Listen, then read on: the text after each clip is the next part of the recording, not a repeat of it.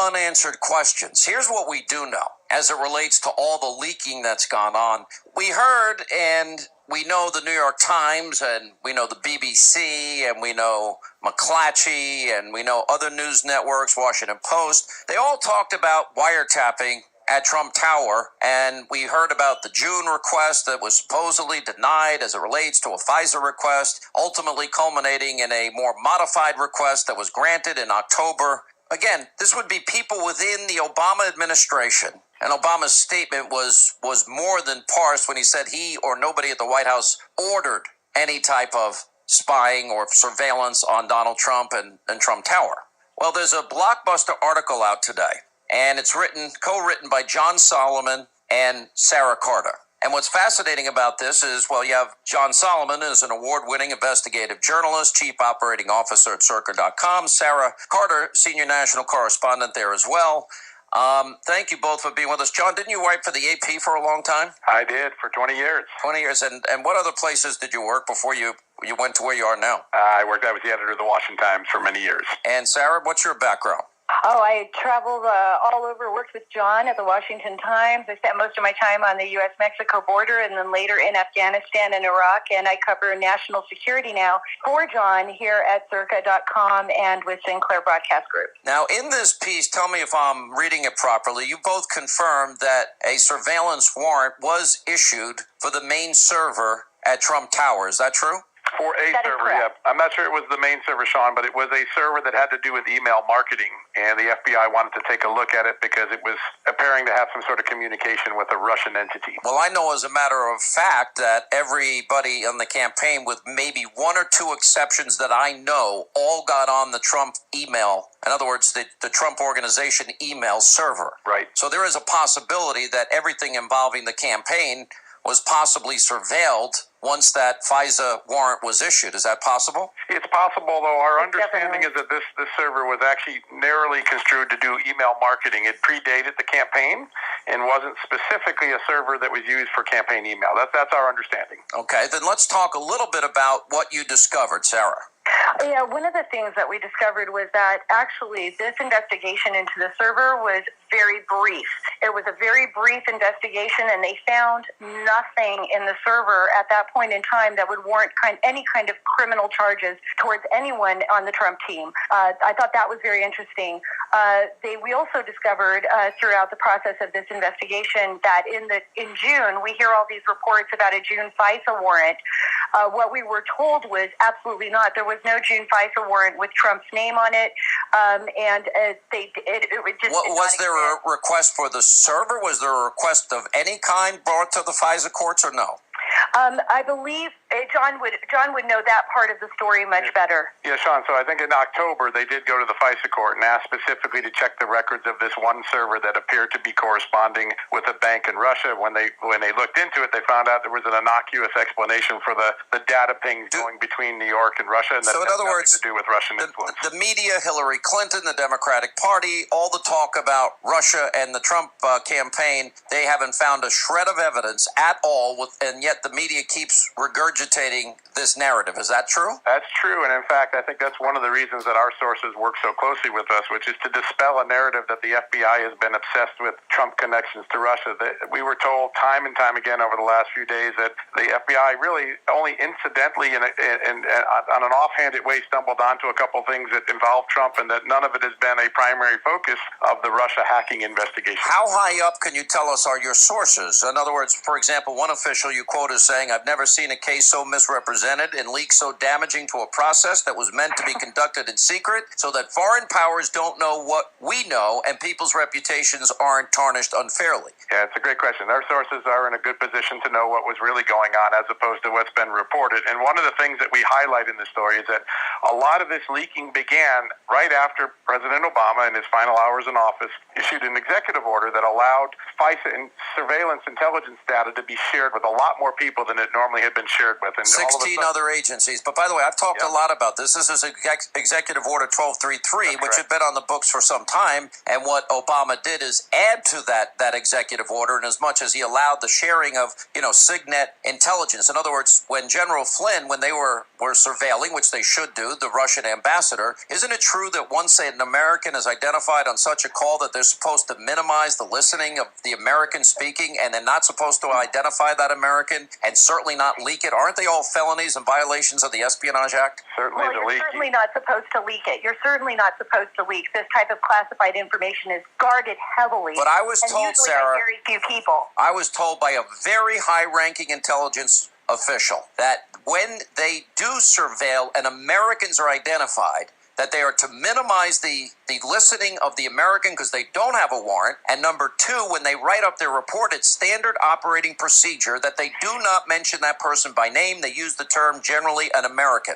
That is true, Sean, but General Flynn, at the time, is under a security clearance. He has a high-level security clearance. When you sign up for a high-level security clearance, basically when you're granted one, you kind of sign away your rights. So the government has the right to surveil people with high-level security clearances in an effort to minimize harm. For example, if you go back to the Robert Hansen situation with espionage and the FBI.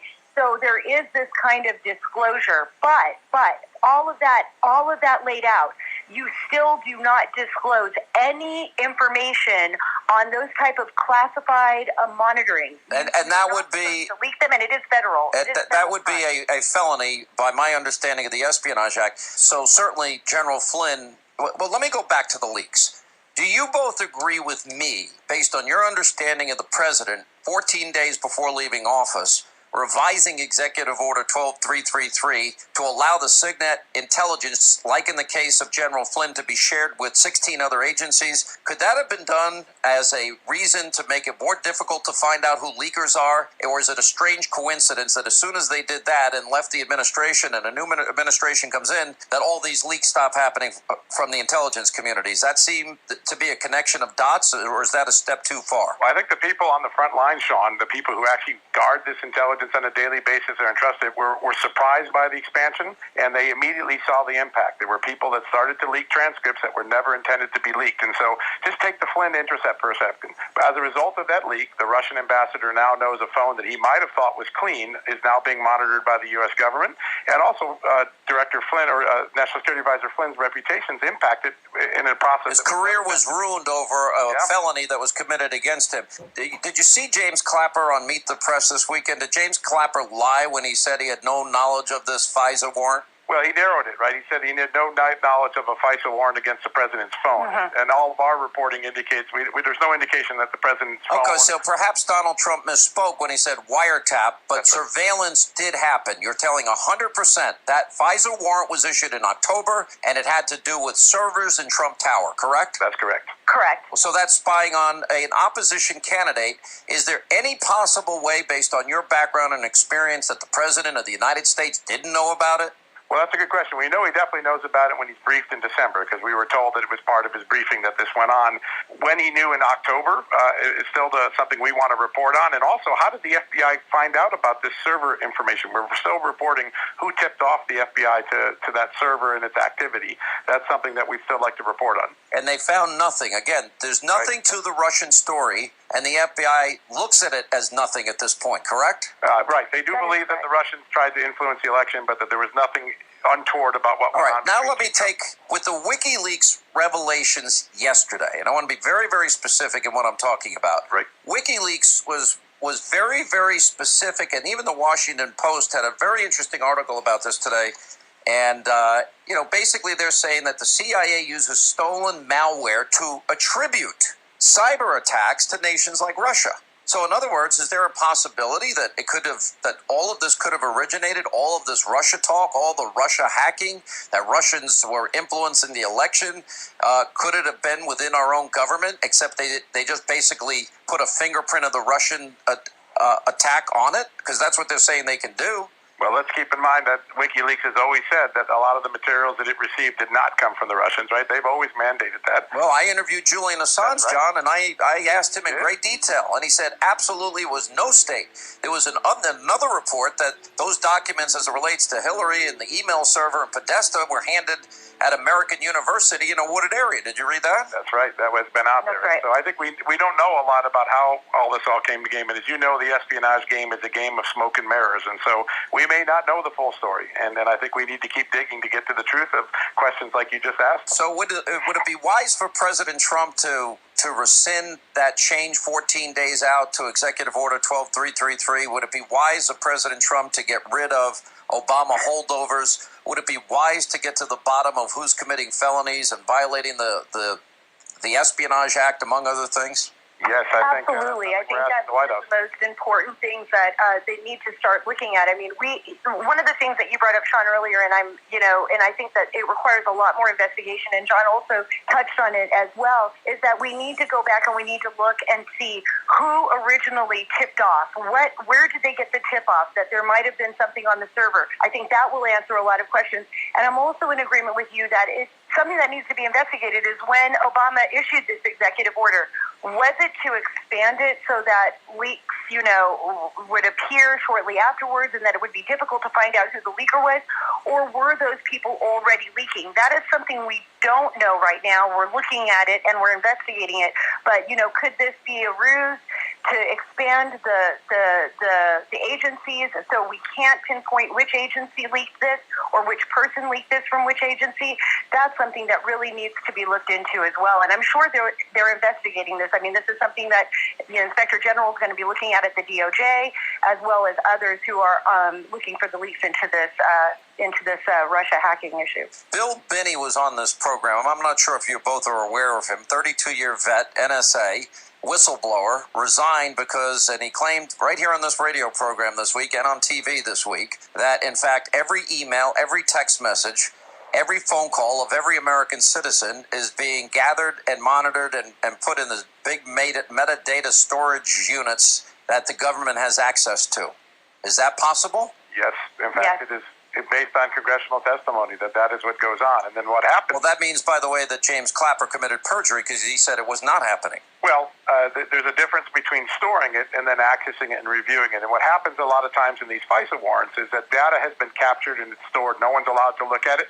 Then they go get permission from the court to go look at a period of time in the past where they weren't monitoring, but where it was captured by the NSA. And so that's how the intelligence community since 9/11 has been able to solve a lot of crimes. Can we then say that Donald Trump, with his tweet, remember, the New York Times, all these major news organization, mainstream, not conservative talk radio or the Fox News Channel Hannity program, but when all of them reported wiretapping, that was the words used in the New York Times, and then it was reiterated by the president. But the president, in principle, it turns out that he was right, that surveillance took place at Trump Tower, and it's very likely that many in the Obama administration, probably the president himself, knew that there was at least some type of surveillance going on, and perhaps he thought it was wiretapping because the New York Times said so, and it turns out to be surveilling a server at Trump Tower. Is that a fair statement? Yeah, I think our reporting confirms that there was surveillance of a computer